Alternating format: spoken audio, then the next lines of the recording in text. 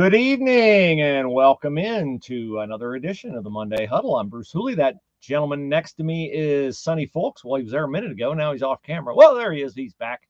He's getting ready to head down south for a little college baseball. He appears tonight courtesy of our friends at Skynet Internet Services. Don't have Terminator 2 flashbacks. It's not that Skynet. It is the Skynet in downtown Piqua, Ohio, but not limited only to downtown Piqua, Ohio. Am I correct? No, and that's what I was leaning outside of the camera for, was to get my list of counties covered by Skynet, including Miami, Shelby, Dark, Preble, Logan, Clark, Champaign, Auglaize, just about any place within 50 miles of where I'm sitting right now. You can get better Wi-Fi service by calling 773-0098. That's Craig and Mike Grissom in downtown Piqua. Skynet, give them a call. They will answer personally. They will, what did I say last week? They not only will find you, they will fix you. If you've got bad internet, they've done a wonderful job in my personal residence, because I'm out in Wi-Fi no man's land, and their option for me was so much better than HughesNet and some of the other satellite services. So again, call them at 773, that's 937 area, of course, 773-0098. Craig and Mike Grissom, Skynet, rural internet in downtown Piqua. Yes, absolutely. We thank Skynet, and we thank you for tuning in tonight on the PressProsMagazine.com social channels. And we have high school basketball tournaments to talk about. We've got the UD Flyers on a little bit of a run, and we have the Ohio State Buckeyes on a bit of a struggle, and we have the Super Bowl to chat about, as well as Reader Speaks, and the latest in the Ohio high school boys and girls state basketball polls. Why don't we start with that? The boys poll on top is, let's see, your state runner-up from a year ago, your state champ from 2 years ago, Centerville, led by Gabe Cupps, the Indiana commit, and that makes me die a little bit inside every time I say that.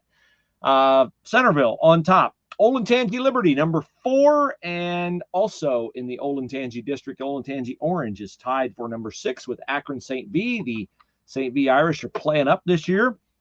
Pickerington Central, are defending champion, and yes, they still have Devon Royal headed to Ohio State, is number 9. In Division 2, Columbus Bishop Reedy's on top of the poll. Chaminade Julienne is number 2. Miami East comes in at number 4 in Division 3, which is led by Lutheran East. Keep your eye on Ottawa Glandorf. They were a state championship finalist last year. Afrocentric out of Columbus is 7. Preble Shawnee is 8. Columbus Academy 9, and Worthington Christian 10. And we had the Academy Worthington Christian game for you on PressProsMagazine.com this past weekend. We dipped down to Division 4. Richmond Heights, your defending champ, they are on top of the poll. Hide the women and the children when you play Richmond Heights, because somebody could get hurt, because they play very physical. And in number 2 spot, the first of a parade of Western Ohio Division 4 teams, Jackson Center, led by the now retiring, and we do mean that literally, but not figuratively, Scott Elchert. He is not retiring figuratively. He is retiring literally. Scott Elchert and the Jackson Center Tigers are number 2 in the state at 21-1. Russia is number 5 at 19-3. Troy Christian is number 6 at 19-3. Marion Local is number 8 at 17-4. And new to the poll this week on the boys' side, Fort Loramie, 16-6, coming in at number 9. Shocked to see Loramie there, joining our other 4 teams ranked in Division 4? No, I'm not shocked to see them there, because I think anyone that plays in a competitive schedule this year is going to get a nod in terms of respect and appreciation. Now, a competitive schedule is not the same thing as a competitive league historically. And I think we've seen a lot of leagues that have been historically tough and competitive that aren't necessarily as competitive this year as what they have been in the past. In fact, I got a lot of correspondence over the weekend from people who questioned that very issue about just how strong is the MAC, how strong is the Shelby County League this year, how strong is the MVL for that matter, after Tip got beat the other night by Vandalia Butler Friday night in an overtime game they should never have lost. So, I think there is a question again, and particularly this year when people know basketball, about competitive schedules in comparison to competitive leagues. And the question, how do you compare the two, and how do you quantify the two or qualify the two? And I think that has a lot to do with some of the teams we see this year. The Three Rivers Conference, for instance, not a terribly good basketball league this year. So when you look at somebody like Troy Christian, who does play a good non-conference schedule, or as good as they can play, it does make you question a little bit, how many times have they really been challenged this year on the way to that 19-3 record? Well, I'm looking here at Loramie's game by game, and I'm searching for their best win. And they have some losses that are respectable. They lost the first time they played Jackson Center by just 8, 50-42. They then got handled pretty much by Russia the first time, 47-30. But you dip down to Loramie's last time out, they lost to Russia 39-37. So that shows me that's a team that's coming around. They lost by 17 rather to Marion Local. The second time they played Jackson Center, they lost by just 8. Botkins has handled them both times they've played, but they've been close games. So Loramie's got some dangerous players. I know Caleb Maurer just passed the 1,000-point mark, and I saw Loramie last year in a tournament, and they strike me as a team that can score the basketball. So, they got a lot of pride, a lot of tradition at Loramie, a couple state championships. So I'm not surprised to see them at number 9 in the Division IV poll, and I wouldn't be surprised to see them make a little bit of noise in the tournament. That Piqua sectional and district going to be pretty active with Botkin. Well, it always has been a very competitive tournament sectional. Yeah, absolutely. They brag about it over in Piqua about being the best Division IV sectional in the state, and I don't know that you could argue that, given the year when the Shelby County League is vintage. Right now, I don't think it's vintage, given the fact that Anna, of course, is not a Division IV school. But I don't think the league itself is as strong this year as it has been. There'll be some people jump up and argue that, of course, partisanly, and that's fine if they do. But again, the thing that would worry me about you talking about Fort Loramie, they've had some injury issues, and they've had to play through that to get to their 16-6. I think that Ratterman kid is probably. I don't know if he's playing now, if he's available for them or not. But that's going to be an issue for them. And when you've got Jackson there, and you've got Russia there, and on another year, if you have Botkins there, when Botkins is Botkins, and of course. Plyman makes them a would-be Botkins on any given night. He does. Yes, he does. A lot of things, play all 5 positions really on the floor for them, and does often. So the last time I saw him was at Russia in a game that Russia had really to stretch to win. And right now, I saw Russia play the other night against Marion Local, got beat in that game. Didn't shoot the ball very well at all. In fact, Hayden Quinter only scored 5 points in that game. So they're struggling right now. And Spencer Cordonier said the other night, we got to find a way to score. On nights when the 3-point shot doesn't go down, and it didn't go down the other night. I think they only had 1 3-pointer made for the whole game. So are you talking about Russia now or Ohio State? Talking about Russia. Oh, okay. So, you said 1 3-pointer made and having trouble scoring. I didn't know if you were talking about Russia or Ohio State. No, we're talking about Russia. But do we have to talk about Ohio State? So anyway, when you look at those Division IV teams right now, teams do go through a little bit of a slump, and I'm not too concerned about Russia, because I think really all it takes, any of those schools that have had trouble scoring, I think all it takes is just one good game or one good quarter where it's so much a matter of confidence, and suddenly what seemed impossible now seems very doable, and those teams get on a run like Botkins did 3 years ago, and you saw what happened as a result.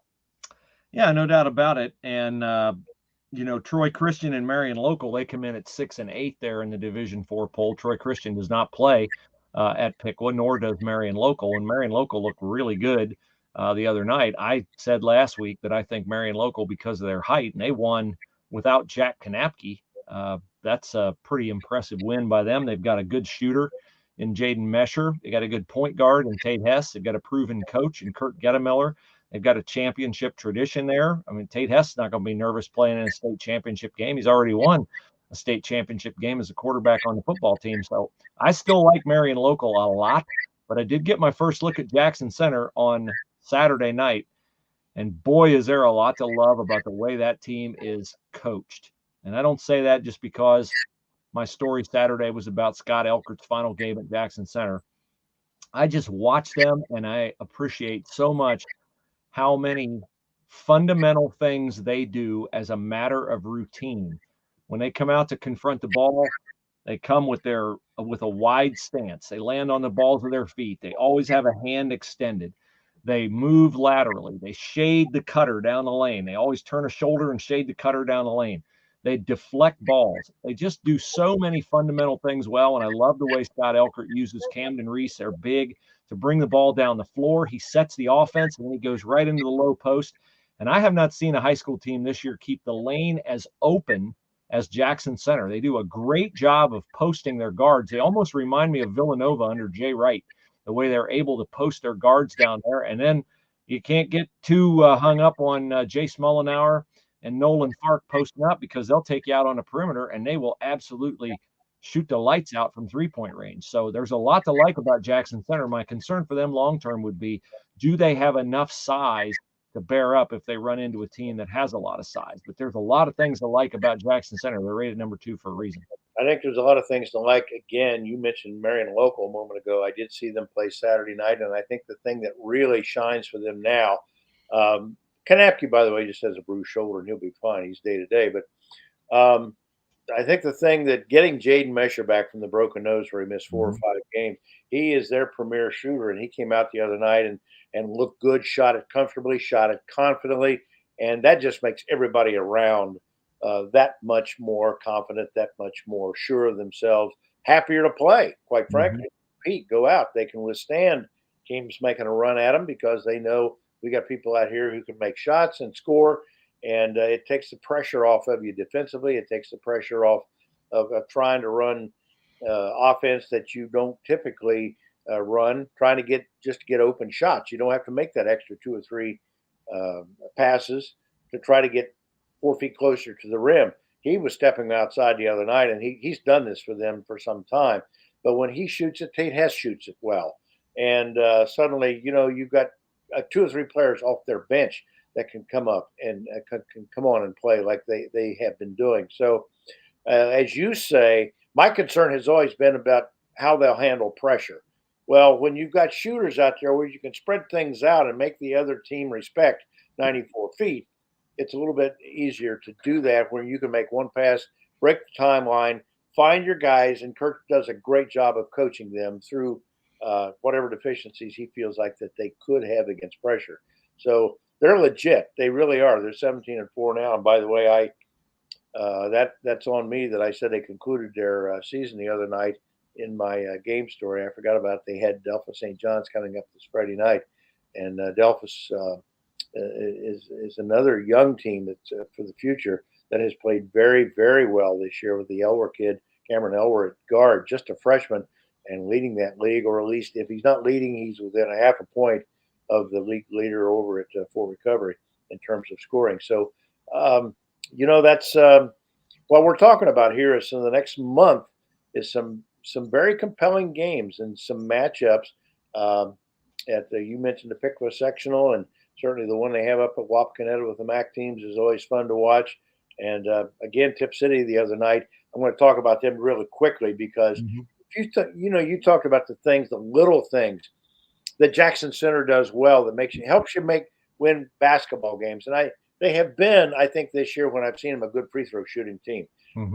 As Tip went out the other night and I think hit 6 of 17 and lost by 1 point in overtime. You've got to do those things. You've got to make free throws because that game should never have gone to overtime. They knew it. And as they came out of the locker room, that's all they could talk about is this was our game to win, and we couldn't do it. And ironically, A.J. Holderman hits the desperation shot with 1/10 of a second for Vandalia Butler. And A.J. Holderman used to play at Tip City. His dad, Andy, was a coach at Tip City. Made the move to Vandalia Butler, and that's a move that the Tip folks were ruining the other night as they talked about walking to the parking lot. Sometimes sports has some strange bedfellows. Yes, it does. Back to what you said about Marion and pressure. The one advantage Kirk Gettemiller has with pressure is he's got a couple bigs he can throw it to. When you have a big, you can throw it to at midcourt. You can throw over that pressure, and that's a benefit that Marion Local has because of their 2 6'9" kids in Austin Niekamp and Jack Kanapke. Troy Christian, there's a lot to like about Troy Christian. They don't have the kind of size that Marion Local has, but they've got good size for a Division IV team with Big Frank inside, and Alex Freeze, a nice power forward type, does a lot of things for them. He's kind of a workman-like player for them. He'll get you rebounds, he'll assist, he'll score around 10 points a game. And the thing about Troy Christian, it makes them tough, of course, is they've got a point guard. They don't turn it over. That's one thing. They do not turn it over, so they don't give up free points. And Parker Penrod's the kind of player who can get you 25 to 30 if he's on. And they've got other guys who can shoot the three to keep the pressure off of him. You can't just double Parker Penrod all over the floor. I don't think I've seen a better guard this year. I really don't. I'm not saying that because we see them often. I don't say that because we have seen him on fortunate nights when things have gone his way. I've seen him on nights when he was heavily contended or defended and bumped around a little bit because he's not very big. But he's got, what was it you said, a lot of pluck about him? I don't know that I don't recall what I said about him, but I just think he's a really nice player. Somebody like that. Well, he's that kind of guy, where he's got just a streak about him that not afraid to compete, not afraid to go out and take a hit and pick himself up and come back and try to do better the next possession. So I like what he does. I love teams with guards. Everybody likes big guys because they get inside. It's exciting to watch them dunk and slash and throw elbows and do all that kind of stuff inside and play physical. We're going to talk about that a little bit here in a moment about how to, playing physical. But Parker Penrod can play physical, but he can also slash and get to the rim, create offense. Obviously, can score off the dribble, which is like the albatross. You don't see that very much anymore. He's a nice player, just a nice player, and only, are you ready for this, a junior? I don't know how much better he's going to be next year, but that'll be fun to see. It will be. Now, we have a monster game coming up in Central Ohio this Friday. We have 2 top 10 teams in the state in the same district. Olentangy Liberty is number 4 in the state in Division I, and Olentangy Orange is number 6 in the state. And Orange lost surprisingly at home on Friday night to Hilliard Bradley, and Braden Norris had a big game there. He just went over the 1,000-point mark. He's one of the 3 Norris brothers who will be playing Division I basketball before too long. But Liberty and Orange will play on Friday night. I believe that game is at Liberty, that game is at Orange, and that'll be a good one. It's not for the division championship in the OCC. Liberty has already locked that up. Head coach Greg Nossaman and his squad have already locked that up, but Anthony Kalo has got 3 Division I players on his team. Liberty's kind of an unusual team, man. You watch them play and you just think, they don't really have a lot of skill. They don't really have a lot of this or that. And they got Tyler Knopp, their big 6'7" kid who plays all over the floor. He's not just a low post guy. They're a gritty team. Boy, when you think of gritty, James Hummel and Alex Oakley, the Olentangy Liberty just gets after you. They are not fun to play. And that'll be a really good one on Friday night. We will, of course, be covering that one at Press Pros Magazine. We switch over to the girls' rankings in the top 10. Leading Division I is Mason.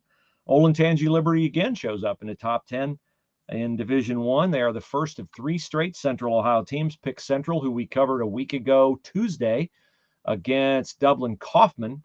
Central was very impressive that night. Pick Central's number 7, Marysville's number 8. Division II, Kettering Alter, your defending champion, is on top of that poll. Division III, Worthington Christian is on top of Division III. Afrocentric is 6. We got a couple teams from Western Ohio in the Press Pros area. Bethel and Parkway are tied for 10th. And then in Division IV, it's led by Riley Sagaster and the Tri-Village Patriots, followed right on the heels by Carla Siegel and the Fort Loramie Redskins. And then down there in 5th, lurking, Marion Local. And not far out of the top 10, 1 vote from being in the top 10, the Russia Raiders. So Division IV loaded in the boys with local teams, and Division IV loaded in the girls, including the top 2 in Tri-Village and Fort Loramie. That will be a very interesting district as well. You make a very good point about the Russia Raiders because, Loramie is rated number 2 in the state. I think they're 20-2. They finished up. One of their two losses has that same Russia Raider team beat them 42-40. I think on the last night of the season or the Shelby County League regular season schedule. So yeah, that's a team that can stay with you. It's a team that's pretty fundamentally sound with Paul Bremingen. They've had some trouble scoring at times, shooting the ball at times, but they got some size and are well coached. And the one thing I've seen a couple of times, they've come back from some deficits, some impressive deficits, to come back and get back into the game and give himself a chance in the fourth quarter. And when you got a veteran coach who's won 500 games like Paul has, as a boys and girls coach, all you ask for at the end of the game is just to have a chance. And they, more often than not, they give themselves a chance. All right. You are headed south with the Ohio State baseball team. They will be opening up this weekend in Florida. And the new coach, Bill Mosiello, all the talking's over. It's time to show us what he's got. Lots of transfer portal kids. And you were at a press conference today. What did you learn that you maybe didn't know already about the baseball Buckeyes? Well, Bill's not one to show his hand. I've learned that. I mean, you can ask him repeatedly who your starting pitchers are going to be, and he says we have 4 or 5 candidates that we can pitch. But I think more often, finally, he admitted today that they have come down to 4, and that weekend they've got coming up with UConn. They play Friday, Saturday, Sunday, and Monday. So you need 4 starting pitchers. So we know who the candidates are. We know who the candidates are for his interior defense in the infield. He very much likes the fact that they've worked hard to correct some issues they had last year where they led the Big Ten in errors committed. They were a very poor pitching team, pitched to almost 7 runs a game team ERA. Oh, so those things have. Didn't they lead the Big Ten in walks and errors? They led the big team in errors. They didn't lead in walks, but they finished next to last in walks allowed. Ooh. And their strikeout to walks ratio was very poor, like 2-1. So you can't. It's hard. They gave up too many free bases last year, and that's a league that, especially in college baseball, where everybody hunts the fastball. If you're putting extra men on base and everybody's throwing the fastball, those guys are eventually going to score. So they've cleaned that up. They're defending much better in fall baseball. I saw them play against Cincinnati and Pittsburgh in an exhibition. I think they only had 1 error in 22 innings in those 2 games. So they've done a pretty good job with that. They believe that their left-handed starter on Friday night, Isaiah Coupe, Jr. out of Flossmoor, Illinois, is about to become a big-time draft choice, maybe at the end of this year. He could go as a left-hander and a guy that throws hard and commands the breaking pitch. He could go in the top 6 or 7 rounds. And, he's got last year he struck out 98 in 66 innings. So that gives you an idea about how good his stuff is. He'll be their Friday starter. But they play at UConn this weekend. They're very anxious to get out. The attitude on that team is great. They've had several transfers from places like Texas and the West Coast who've come in. Mm-hmm. Young men looking for a better opportunity to play baseball and play right now, to make a contribution right now.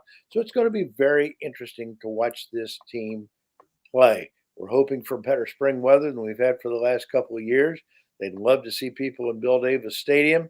And there's some interesting dynamics down the road, I think, facing college baseball, because there really is a movement afoot there to maybe push the season back, to make the northern teams a little bit easier to compete, easier to schedule, easier to get 56 games in when you consider the kind of weather they have in East Lansing and Ann Arbor and Minnesota and places like that in March and April and even into May sometimes. So there are there's a lot of rumbling afoot about college baseball right now, and the NCAA has said for a couple of years it is the fastest growing spectator sport amongst NCAA sports, for the fact that ESPN and ABC have jumped in and bought the exclusive rights to the College World Series.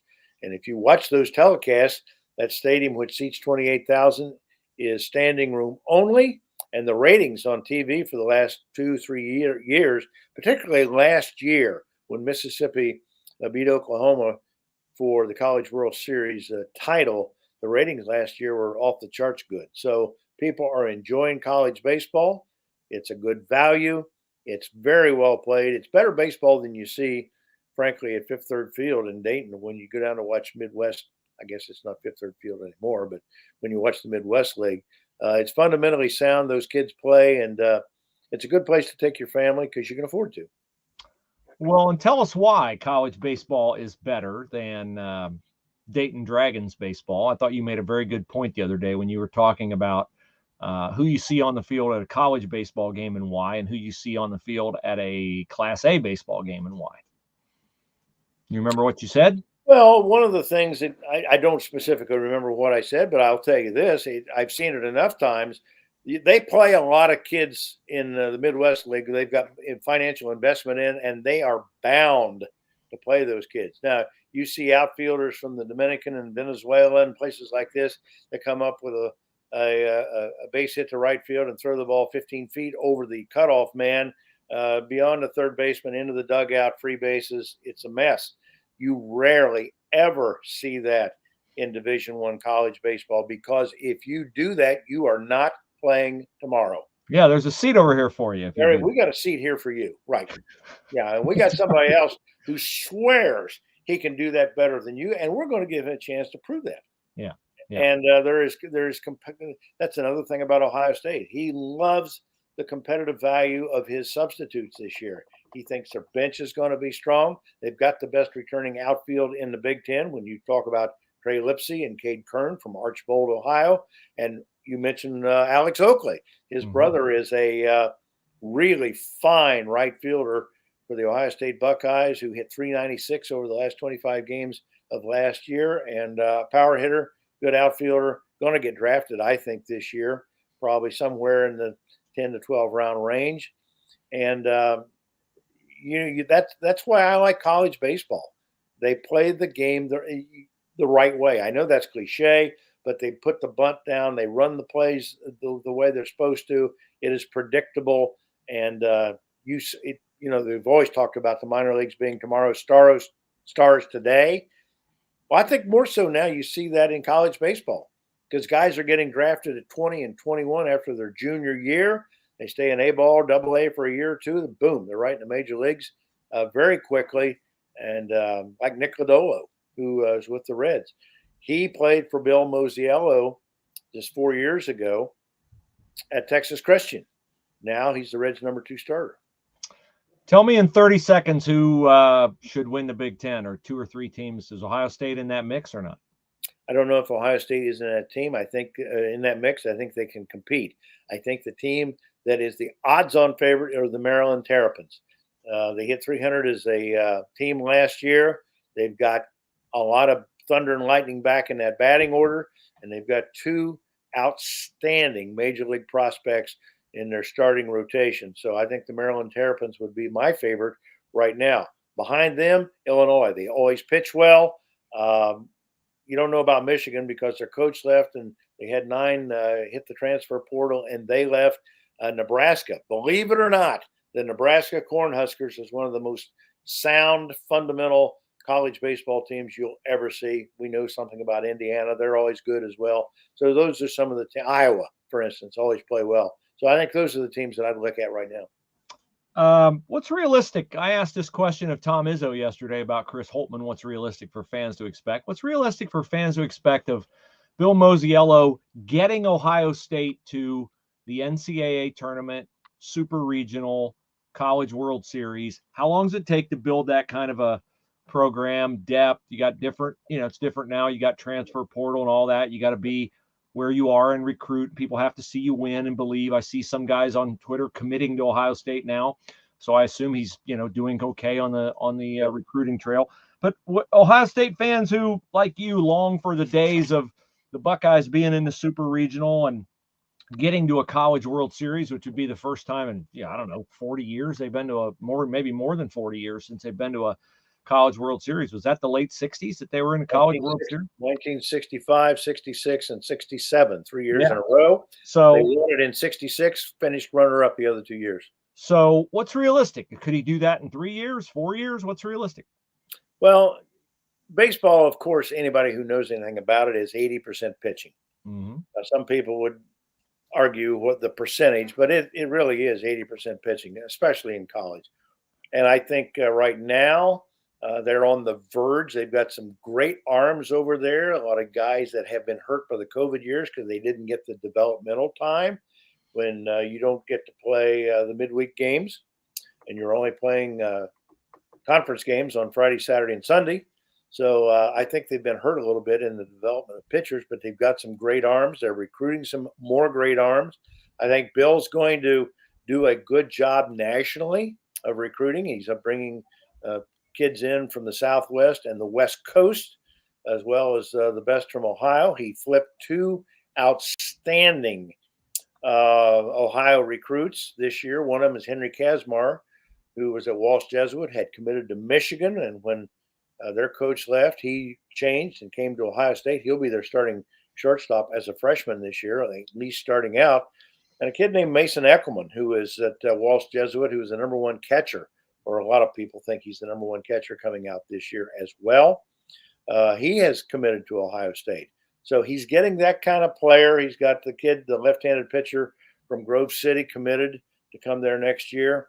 Left-handed pitchers are they're not a rarity, but you get one that can throw strikes and throw hard like Gavin Bruni from Alliance, who will be in their starting mix this year, who throws the ball in the upper 90s and got that great curveball. Those guys as left-handers are prized commodities. So I think when I think he has cleaned up a lot of issues that really hurt them last year, but I think those issues were a carryover from 20 and 21 and the COVID years that impact it. They just hurt baseball at every level, Bruce, Mm-hmm. from Pony League to high school to college and wherever you found baseball, and people who were afraid to go out and play. Well, it's interesting you mentioned that because for the first time yesterday, I heard a college basketball coach, and there are very few better than Tom Izzo of Michigan State, Agreed. mention that COVID has wreaked havoc with college basketball because it has introduced a dynamic of roster management where you have players who have a 6th year. Justice Suing at Ohio State is one of those guys. Everybody got an extra year. If you were in college and playing in college when COVID hit, you automatically got another year to play college basketball. And so some guys that would cycle out of your program are still in your program. And we clearly see what, I'm not sure, but something is not good with the Ohio State basketball program in terms of, and I'm not talking about just wins and losses. Obviously, when you lose 11 out of 12, something's terrible. But I think it's reasonable to assume that there are some kind of internal issues with the team, whether it's a malaise of guys who've been there a long time and they're just kind of not giving what the coaching staff needs them to give, whether it's something a little bit more contentious than that and that the older players don't get along with the young players. Too many things have happened. Too many things have been said that are oddities, such as re-electing captains in the middle of the year, Bruce Thornton, a freshman, being elected a team captain when you already have 3 captains and they're all veterans, Ike Likely, Zed Key, Justice Suing. When you have coaches, one of the assistants, Mike Nettie, said that they sat Zed Key the second half at Michigan because they needed a different energy. I don't like hearing one of my team captains can't get his energy up where it needs to be to play Michigan. So they have some things going on. And I had never heard a coach like Izzo said yesterday that COVID has made it hard for coaches to manage the dynamic between the players who are on campus for a 5th and 6th year. I thought that was an interesting perspective. Well, and it's interesting because I don't think it affects any 2 programs the same, or any maybe 2 sports the same. But it does what has happened, and I think this was something that, not to Greg Beals, it was not his fault for the fact that suddenly you've got 2 freshman classes Mhm. that are stacked up on each other, and you can't get the developmental time for all those freshmen, and so they're not ready to play when you need them to play. They're not getting the midweek games I mentioned a moment ago. They're getting discouraged. It becomes at some point a mental issue in a clubhouse where guys are looking at each other and saying, you know, if I'm not going to be able to play here, I'm going to go someplace else and play. Well, when that permeates your clubhouse, when you know somebody else is looking at other schools where they can go play, that's an issue with morale, Mhm. certainly. And I think that happens has happened at a lot of uh, college baseball, college football, basketball. I just think now this whole business of portal, if you're not happy where you are, you can pick up and move and get a chance to play immediately without sitting out. There's no guarantee unless somebody just says they promise you the world that you're going to go there, and that causes some issues in the clubhouse.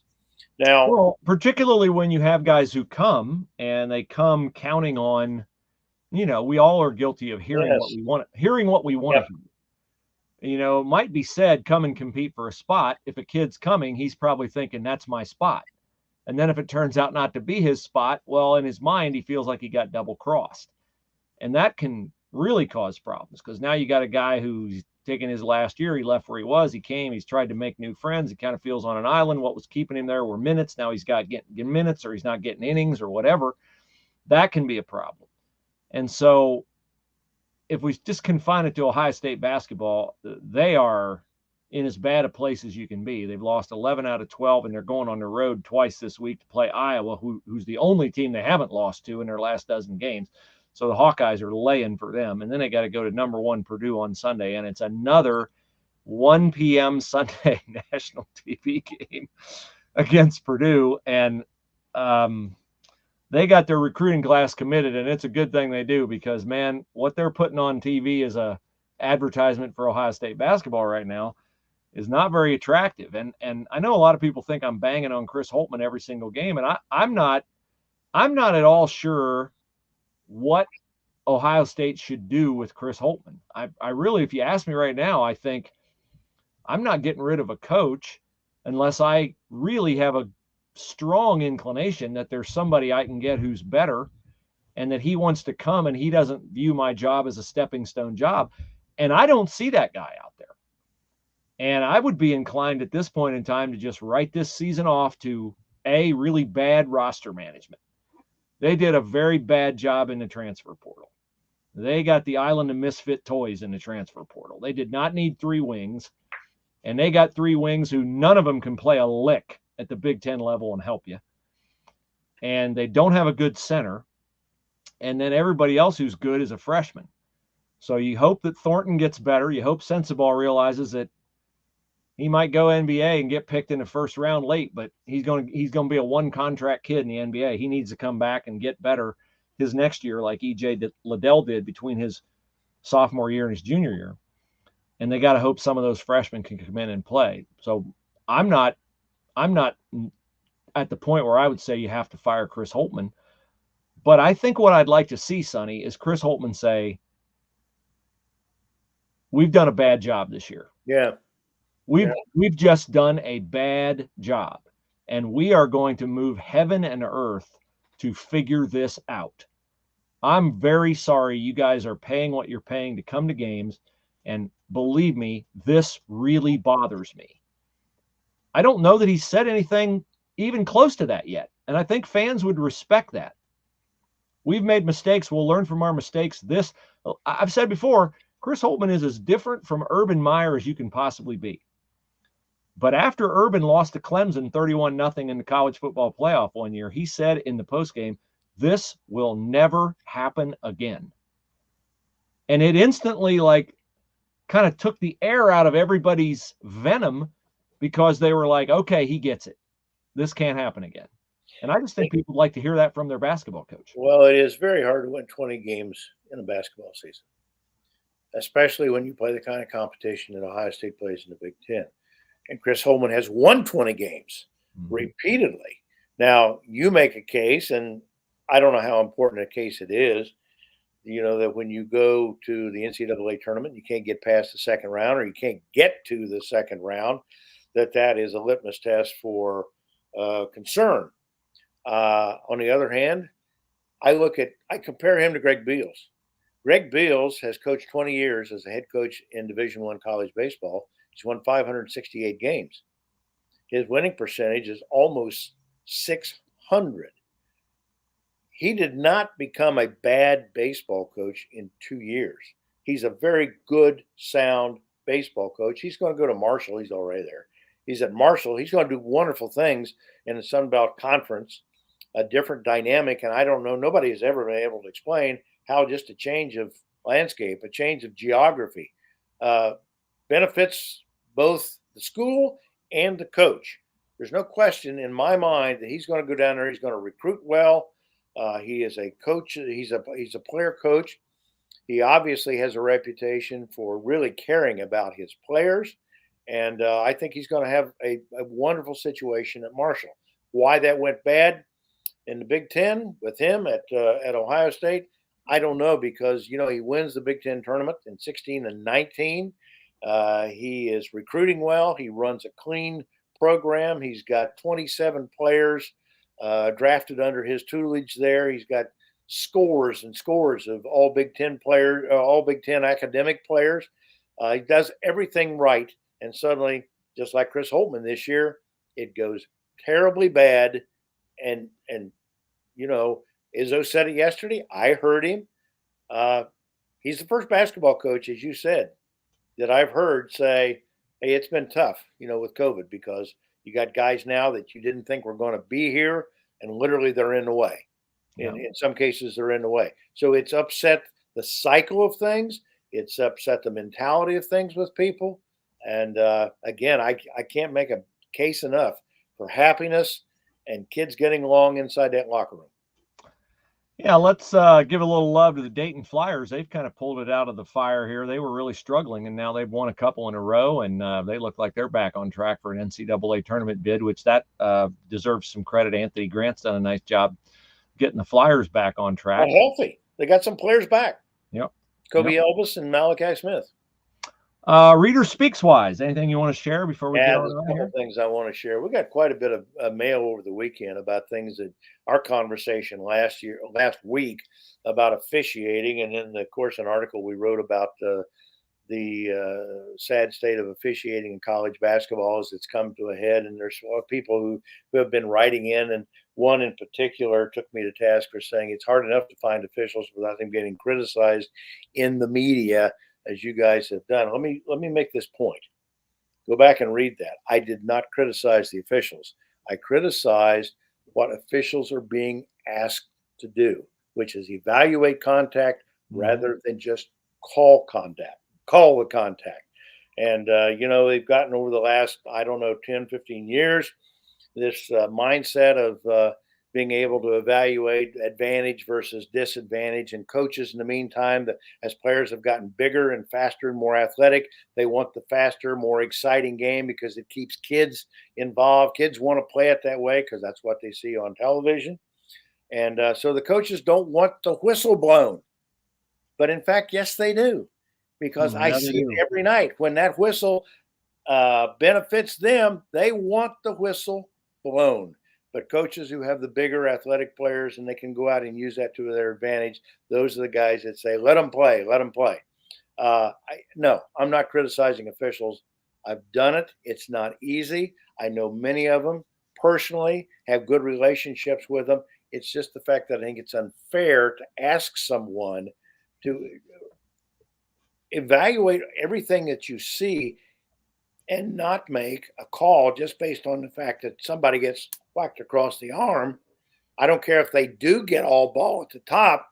If they get bodied up and contact made beneath the shot itself, that's still a foul. Now, I'm going to take it one step farther. The OHSAA has talked about for years, let the players play, the coaches coach, the officials officiate. You show respect for the game. Appreciate the person sitting next to you. Be kind to him, courteous, appreciate their right to be there and enjoy the game as well as you. But when people see this stuff on the court, they don't get upset with players missing free throws. They get upset with things they see in officiating that they don't understand. That guy just got knocked cart over tea kettle, and nothing happened. Yeah. That can't be. That there's something had to have happened there where a foul gets called. And those are the people, and I've seen it twice in 3 weeks, that some of those people get ushered out of the gym. And by the way, they don't go quietly; they leave a mess behind them as well. So if that all if that all starts with whether you blow the whistle or not, and I know officials who would say, "Well, what happens in the stands is the athletic director's responsibility and security." Well, there's not much security at high school games because they can't afford that person there to provide security. But look, it's like when I umpired. I know this. If you call this pitch right here, Bruce Hooley, a strike all night long, and you know what this means, that pitch that's that close to the outside corner. Mm-hmm. If you call that pitch a strike all night long, it's a better game. Yep. Hitters swing the bat balls and plays are made. It's a more interesting game. The game moves better. Nobody complains. So when there's contact, call more of it. And I don't think anybody's going to complain about it. Because if you call it early, and say, I will foul you out, you can't foul out of this game, they're going to adjust the way they play. Yeah, I've said before, I will foul you out in the first half if you foul. I will foul you out in the first half. You think I won't, but I will. And that would end it. But they don't do it. All right. Anything else in the Reader Speaks? Scott Elchert story got some good readership, I know. Thank you for all the Jackson Center people making me feel very welcome on Saturday night. Well, I just want to say this. Our response to that, that's like 48 hours from now, 48 hours ago. A lot of people read that story, Bruce, and you did a wonderful job with it. And of course, there's a lot of people in Ohio and a lot of people across the country who still appreciate personalities like Scott Elchert, who still have very high character personality. He teaches in the classroom. He teaches it to his basketball team. He teaches discipline and authority.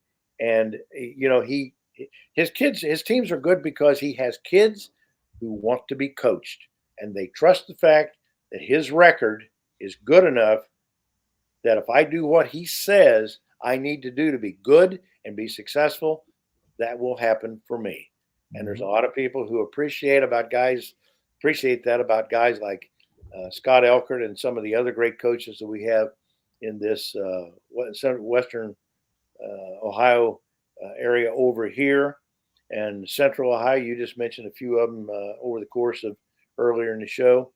And it's important for kids to get that type of discipline and that type of attention and instruction, tutelage, and just adult example.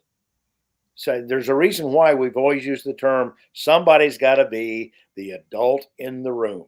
Mm-hmm. Well, you don't get it from a book. You learn it by emulating the character and the example of somebody you grew up around. Yeah, and I thought Aaron Kloppenstein, who will be succeeding Scott Elchert, I thought his comments were very, very, very telling that, all those guys who went to that game on Saturday night and came from outside the area, who'd coached and played for Coach Elchert, they'd all probably been gotten on by Scott Elchert at one time or another, because they understand that he does that because he knows they're capable of more, and he's trying to coach that out of them, and that those guys didn't resent it. And you look back on those kinds of guys who stretched you and realize that they've been valuable mentors in your life. And it's, in my opinion, sad that we've gotten to the point where it's become very difficult for coaches to walk that tightrope of demanding more without, upsetting mom or dad or the kid, assuming that just because you raise your voice to me, or just because you, ask more of me repeatedly, you've got a personal vendetta against me. That's not it at all. It's that maybe the coach really understands what you're capable of, and you don't understand it. You don't recognize that potential in yourself, but your coach does. Well, it's ironic to me that, and I know this will not make you happy, given your affinity for Indiana University. But it's funny that of all the people that Bob Knight coached over the years, I can only think of one over the years that really came out publicly and denounced him as a coach and what he did, for them at a point of their life where they needed that adult, strong, dominant figure to come in and say, "This is what you're going to do to make a success of your life. This is how you get it done." Frank Martin did it at Kansas State. Um, I think that probably Mike Krzyzewski, you don't hear so much about him, but I have heard people say, yeah, he had his enforcers on his staff. Didn't do it like Bobby Knight did, but every one of those successful coaches like that, Bob Huggins, those people, all their kids always come back and say, he made me what I am today. And those kids are successful in life after basketball. Yeah. All right. What else before we say goodbye? Anything, or we'll wish everyone a happy Monday? I'm going to think about you this weekend. I don't know what the weather's supposed to be like here. I know all week in Fort Myers it is 85 and clear, about 65 at night. And frankly, I'm looking forward to hearing the ping of the ball against the bat. All right. Well, you have a safe trip and a fun trip. And will you be Just gone warm. next? Are you doing college baseball the next 2 weekends? For the next 2 weekends, yeah, because they are in Florida this weekend. They're in Phoenix next weekend and Dallas the following weekend. And then we're back for the state tournaments here. And then after that particular weekend, their home schedule starts out with Dayton at home, and then they go to Huntington for a couple of games with Marshall and Greg Beals. That'll be a lot of fun. I'm sure there'll be I'm sure there'll be some good stories told there. And then they start on the road the last weekend in March at Indiana. Well, it sounds like I'll be beating a path to Western Ohio if you are gone. So the combination of the back door. I do. That's right. All right. Well, everybody, thanks for joining us tonight. And we appreciate you guys reading the site where all the content is free. Follow us on Instagram. Press Pros Magazine is how you search us on Instagram. Facebook, the same. Twitter is at Press Pros Mag. And I don't know, will you be here next Monday, or will you be in transit back? No, I'll be in transit next Monday. Yeah, I don't know for sure. I get back in time because I think we do to hit the ground in Columbus at about 6 o'clock. So I may have to host this all by myself. I can do it. I think you'll find somebody. All right. You guys all have a great night. We'll talk to you again next week. See you out and about at the games this weekend, and everybody have a great week. Have fun. Be safe.